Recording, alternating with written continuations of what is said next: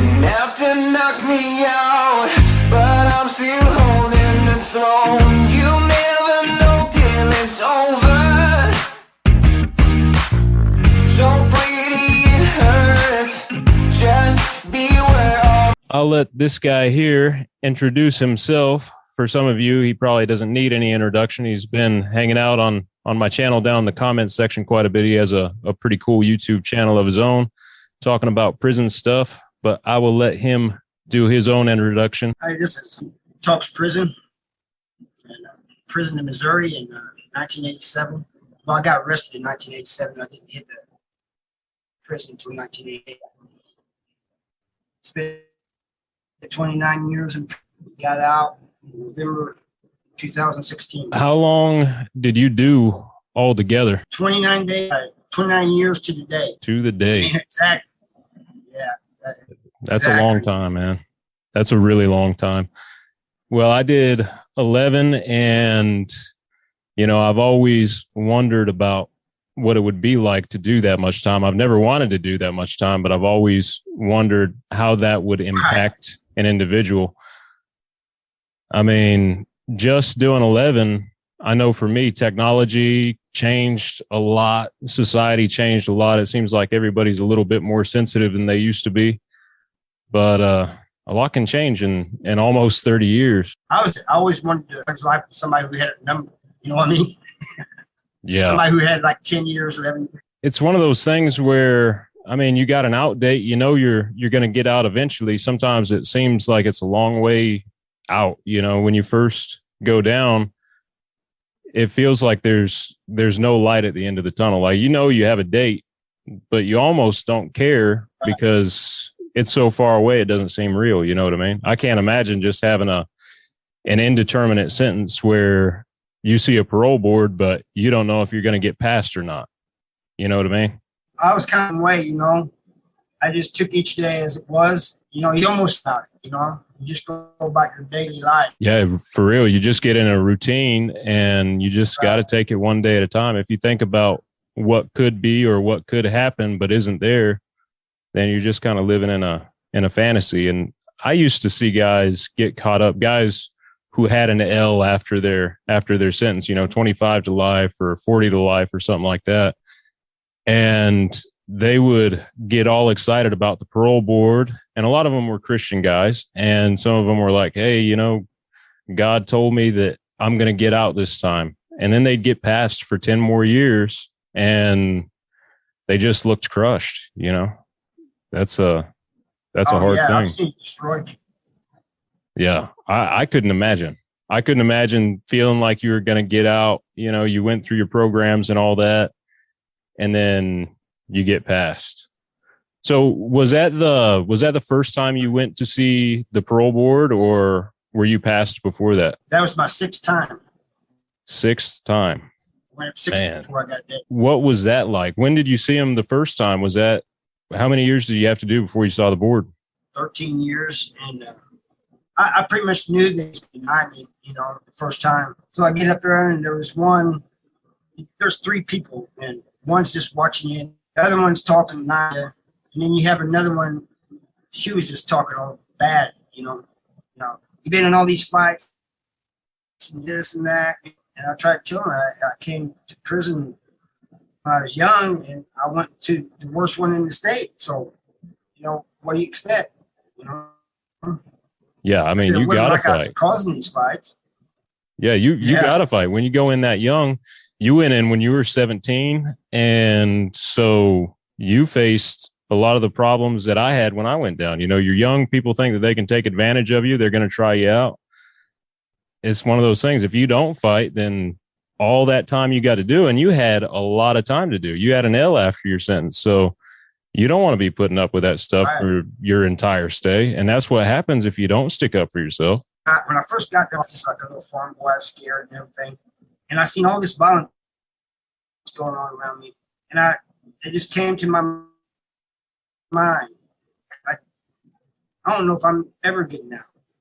I don't even know if I'm going to make it through this year, you know, if I'm going to die tomorrow. So, heck with it. Nobody can say anything crazy to me because it's like that for them, you know. Yep. Yeah. I mean, if you don't know if you're getting out or not, I don't know if they call it this over in Missouri, but in Kansas, we call it getting a case of the fuck it's, where you just say, fuck it. You know what? I'm here. I'm going to be here. Fuck Right. it. You ain't going to push me around. You know, it's When what I you got to do. Exactly. When I came to that conclusion, I was in the cell, just my cellie. He said, "Hey, man, stop spacing out. You can't be spacing out in this place, not even when you're locked in the cell." And he goes, "What are you tripping on anyway?" So I told him, I said, "We're all dying here. We're all, everybody's dying every day. Guard, everybody, you know. So what do I got to lose, He goes, "Well, that may be true. At least you won't die a punk." He goes, "Now, Right. let's top it and smoke one." We pulled out a joint. Right. Yeah. I think it was the first week that I got to Ellsworth. Someone pulled up and gave me, we call them a cap of tobacco. Right. And I was 17 at the time. I couldn't even buy a pack of cigarettes. And, here I was 17 years old and I had a cap of tobacco someone from county jail just gave to me. And I sat down and I had a cigarette. And then I smoked a little bit of weed, probably my first couple months in Ellsworth. And then just a couple months after that, I got in trouble with the cops because I was moving a bunch of tobacco. And, they caught on to me. Of course, I was being loud about it. I wasn't minding my P's and Q's. My cell stunk and I wasn't doing it right. Of course, being young and feeling like I was 10 foot tall and bulletproof, and felt like I was doing something because I just got to prison and I had all this money and I had all this tobacco already. And yeah, I almost got a new case over it. So after that, I just quit, and I mean, it was cool for the reason that I did it. I didn't get harassed by the cops after that. You know what I mean? So it kind of worked out. But I remember on my 18th birthday, for my birthday, I had 2 cigarettes. Someone came and brought me a couple cigarettes. And that's what I did on my 18th birthday. People on your channel probably already know, and I know we weren't going to do this like an interview, but I just want to give people a little bit of context of what MSP was, because I don't want them getting the wrong idea and thinking that you're making excuses or you were just a knucklehead or something. MSP is a rough prison. So can you tell us a little bit about that? Or we call it the walls because it's got this wall that goes all the way around. 1960, in the 1960s, it was named 7 Acres by magazine, and it was just, there's no AC. There's, the cells had bars in the front, and it was just every day, all day, and making excuses, and I was never a knucklehead back there. There was a few fights at the start, but most of them was all in self-defense because you never knew when somebody was just going to go off on you, You never knew if never knew if somebody was just going to hit you from behind, I seen a guy in front of my cell, Walkman, mopping up blood from a fight that happened. And another fight broke out. The guy grabbed the mop wringer, hit the guy across the head, and almost scalped him. And the guy that was the Walkman that was cleaning up, he goes, "I ain't never going to get this clean." So it was just one thing right after another. And it was hot. In the summertime, it's real hot, very hot, especially if he's on the top. And in the wintertime, if he's on the bottom, sometimes your toe would freeze over. Yeah, that's almost the same way Lansing was. Lansing is the same way. You had 30-foot limestone walls around the place, no AC. Of course, Lansing was a little bit cooler than El Dorado was. El Dorado didn't have the bars on the front of the cell. And Lansing was nice because with those bars, we had a little bit more air movement. It was still hotter than hell, but at least we had a little bit of a draft that would come through the cells. But yeah, it was hot in the summer and cold in the winter. But over there, in the summer, did it get a little bit rougher? I know here in Kansas, in the summertime, it goes down. People are fighting left and right. It's hot. They're pissed Yeah, off. the heat, right? Right. Yeah, the heat seems to make more violence, you know. Yeah. It got so bad one year, they gave us an extra yard time in the afternoon so people could get out of their cells and kind of chill out a little bit because they were fighting so bad. Yeah, a lot of it happens in the cell. You know, it doesn't matter how long, good you with your cell. You know, when you're hot, you're irritable, the littlest thing will set you off, you know. Oh yeah, man. And when you're in close quarters with someone like that and you get to know them really, Right. really well, every little thing that they do, sometimes that can just drive you, you know? I could, and I showed this. We went back to the museum, the prison tour. I could put them out like this and touch both walls. Yeah. Lansing is the That was same way. Crazy. Yeah. It's almost like, it's just an old school way of building a prison, I think. All the old prisons that I've looked at, like Right. I've seen pictures of Alcatraz and stuff like that. They're all like that. They're all really, really small. I think Lansing was 6x8. So 8 foot from the bars to the back wall and then 6 foot across. You can just reach out and touch both walls. Small. You know, if you wanted to pace your cell or walk around or something, Sure. you had to fold your bunk up. In Hutchison is another one of the old prisons in Kansas. It was built in the 1800s. It's still open. You know, behind the walls in Lansing was shut down, but in Hutch behind the walls, that's still open. And those cells are so small that you can't really walk between the bed and the desk.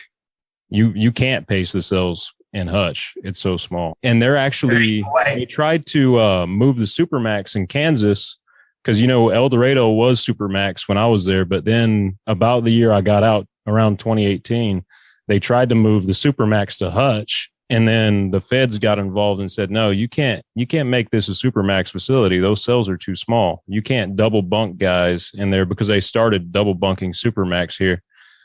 And they're like, no, you're not putting 2 people in these cells for 23 hours a day. You're just not going to do it, you know? But yeah, man, Yeah, I really like your channel. That was a really good video that you put out earlier. Well, last week when you were talking about people getting mad over you talking about your case essentially. And I, you know, you popped up in my feed on Quora and I was looking at some of the questions that you answered or some of the things that you said. And you were getting some hate and all you were doing was telling the truth about what you did. right. Yeah, that's, you know, like I said, the video, most of it was positive and good comments, but you had those ones in there that just said this crazy stuff in there, you know? Yeah. Well, I finally had enough. I don't know if everyone on my channel has heard your story, but would you mind kind of sharing what you went to prison for? Yeah, when I was in 1987, my brother was 4.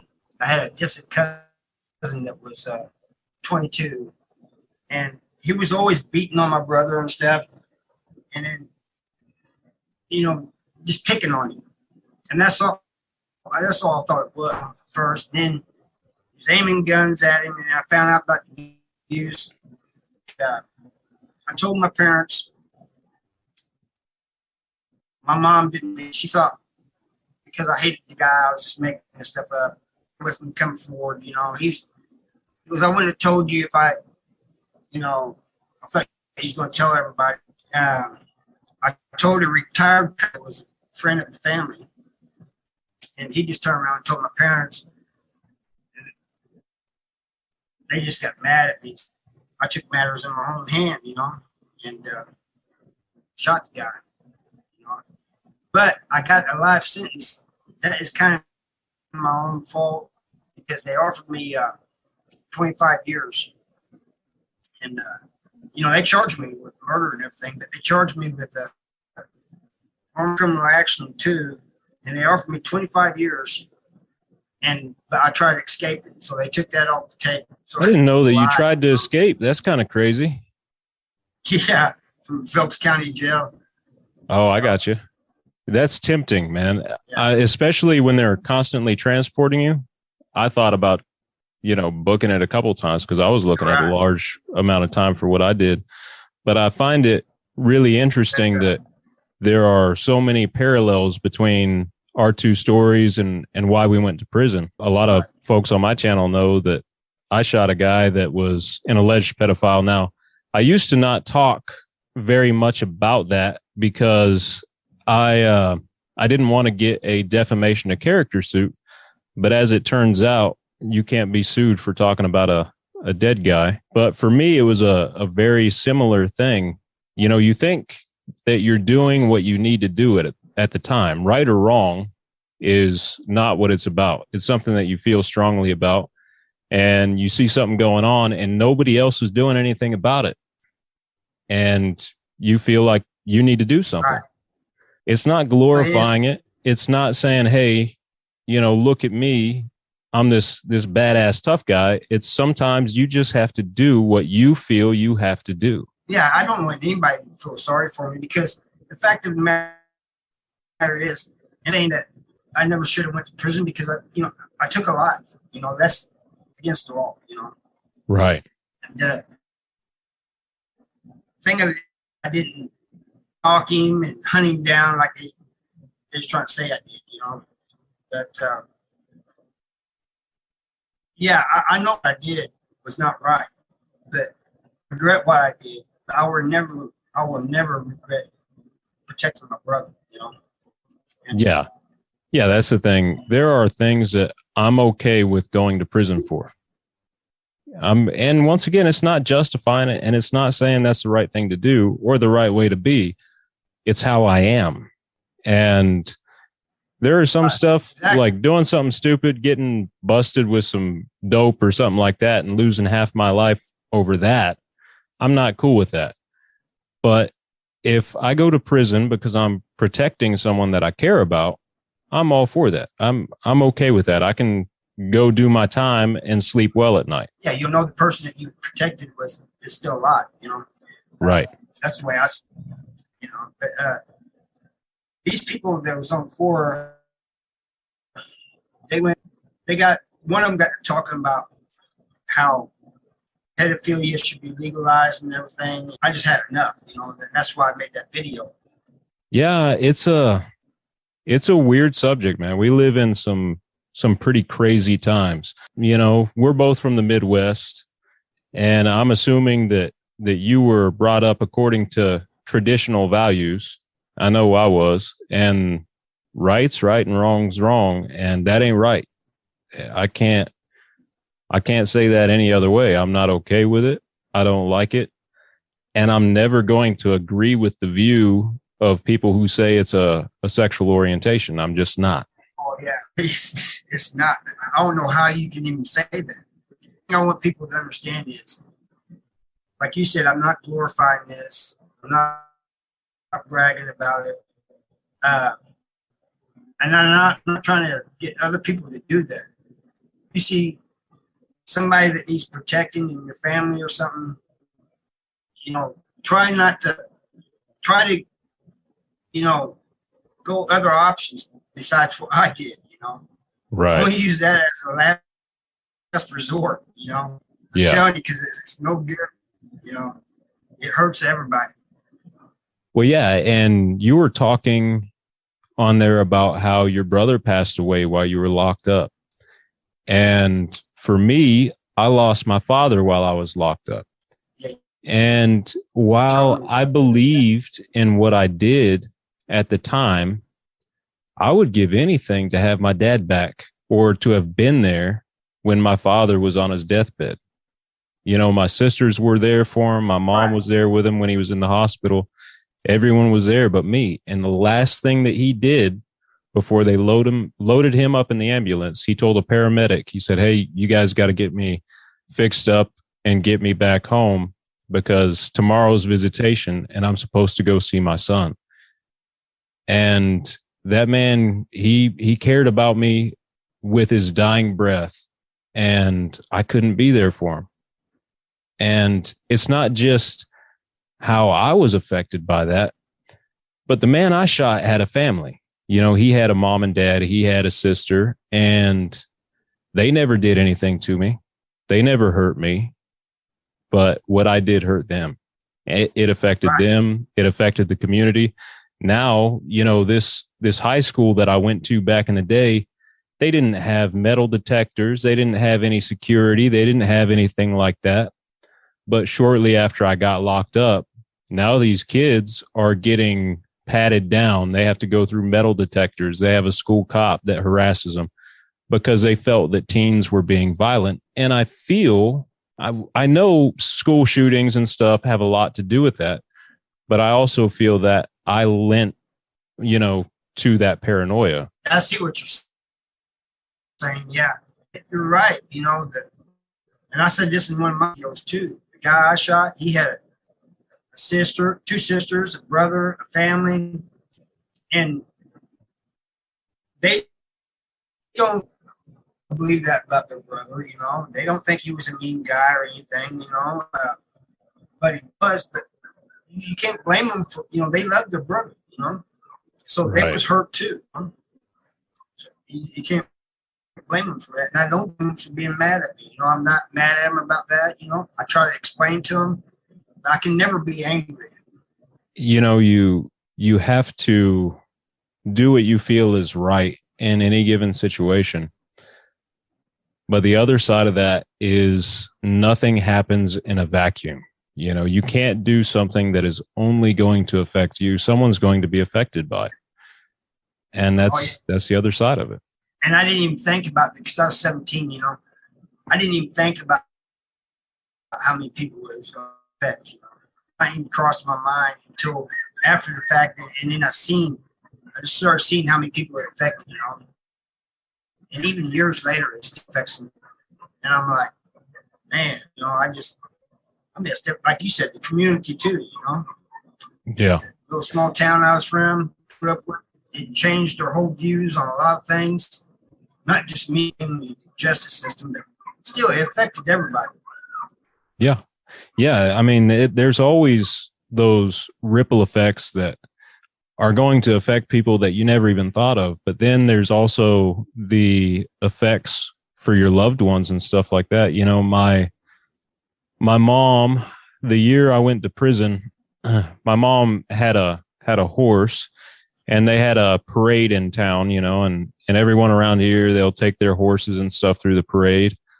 And my mom wrote a bunch of Bible verses in paint on the side of her horse and rode the horse through the parade. And there were people in the crowd shouting at her, you know, what are those prison numbers? Because she had like John 3:16 and stuff written on the side of the horse. And they were trying to make fun of her and stuff because of something I did. Nothing that she did wrong. And I heard about that from inside my prison cell. You know, she wrote me a letter about it. And I remember getting that letter and opening it up. And I just felt like the worst guy in the world, you know. People are mean, man. They are. And you deal with it. You deal with it the best you can. And even now that we're out, I know we talked about this the other day on the phone. There are so many people that want to hate on you, even though you're not doing anything wrong now. You know, I've had people tell me that I should have got the death penalty and I shouldn't be walking around. You know, if I took somebody else's life, someone needs to take my life. Or that you should still be in prison or something like that, you know. Yeah. I've heard it all, you know. I think it's a good thing that both you and I have channels out here in the Midwest, you know, because it seems like they're all like in Virginia or Florida or California. And yeah, those people out there can reach people out here. But people in the Midwest, they want to hear from people from the Midwest. You know what I mean? Right. Yeah. Yeah. It's a completely different environment out here. Right. So I think you and I are doing a good thing. And like I said, I love your content. You know, anytime I get a notification, of course, I don't always get notifications. And it's not just your channel, it's other channel too. That I always try to watch your videos, you know. And I think I do the same. I remember seeing you down in the comments, and I went and started watching some of your videos, man. And I'm like, wow, we come from a very similar background. We live, not extremely far away. A couple hundred miles. Yeah, it's about the same environment, So it's I don't know. I think what you're doing is really good, and it's all about helping people. It's all about giving back. It's not something to shock people. It's more to inform them, hey, yes, you can fuck up and you can end up in the same place I was. There's people you watching your channel that has somebody incarcerated. So you're helping them understand what they went through or what they are going through. There are people who have been in the exact same situation that we were in. There have been people who have had someone victimize a family member or a friend or someone who's close to them, and they're in the same mindset. But for real, I wouldn't recommend someone go do what I did, because I lost a good portion of my life. I was a junior in high school, and I could have done something completely different with my life. I was going to go to UTI and become an automotive technician. I wanted to have a hot rod shop with my dad. That was a plan. And I never got to do any of that. I wasn't there for my family for over a decade. And you can never get that time back. And I'm sure, you did almost, 3 times the amount of time I did. And I'm sure you feel the same way. Yeah, I do that. Like you said earlier, it affects everybody. And so if you feel you have to do something to protect the loved one, just, make sure that's the last choice, because like you said, it affects everybody, affects you more than you realize it will. It's not just like, oh, you got rid of this guy, you do some prison time or something. No, it's everybody around you is affected. Like you said, it's time away from your loved ones, everything. Yeah. And it's not just prison time. I'm sure you've been through some stuff. It's one thing to be sentenced to go to prison, but what happens inside of prisons, that's not something that you were sentenced to. You weren't sentenced to get beat up. You weren't sentenced to get stabbed. You weren't sentenced to get raped. And that happens to people all the time in prison. It's just a matter of whether or not you're in the right place at the right time. Right. It's not whether you're, it's not just being locked up in a cell. You have to deal with the other prisoners. You have to deal with the guards, the cops, whatever you want to call them, the 5-0. Yeah. And you have some even though the politics are different out here, I don't know how the politics are over in Missouri, but in Kansas, they're still there. There's not going to be someone who makes you join a gang, but there are big gangs in prison and there are big fights all the time. And you don't want to be caught in the middle of that. No, and the thing about it in Missouri is I've been to people that's in prison and some that just got out, and it's changing in Missouri now. It's almost getting where you have to join a gang, which is really messed up. So people need to think about that before they make some choice that might end up in prison, Yeah. Yeah, especially if you're young, that's rough. Right. You're going to be a crash test dummy. Exactly. And then that's what a lot of these do when you join them. These young people join them. They send them out on the crash, like you saying, to go out and do this stupid stuff. They don't want to go to the hole and lose what they got going on. They got this young guy. They think, oh, okay, well, I can take advantage of him. I can make him do whatever and earn his stripes. I already got my time in. I already got my stripes. So I'm going to have this young buck go and smash dude's head. They're going to do it. Right. And, they don't care. When the person goes through the hole, and in many cases, they won't take care of them while they're in the hole. Like back then, we could have tobacco. You can't have tobacco anymore. But like if your partner went to the hole, you usually send them tobacco or something, make sure they're all right down there. But a lot of times these people don't do that, It's like they're out of sight, out of mind, Yeah, it's one of those good looking out. See you later. Right. I'll catch you when you're out of the hole. Yeah. That's it. Does Missouri have a incentive level system or anything like that? Or can you just have your TV and stuff right off the bat?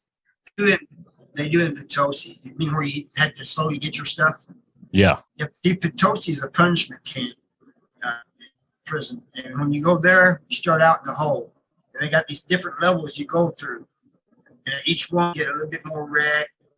You may get a little bit more of your property, your finding in population. You know? It's kind of like a step up program. I got you. When I went down, Kansas was like that as a whole.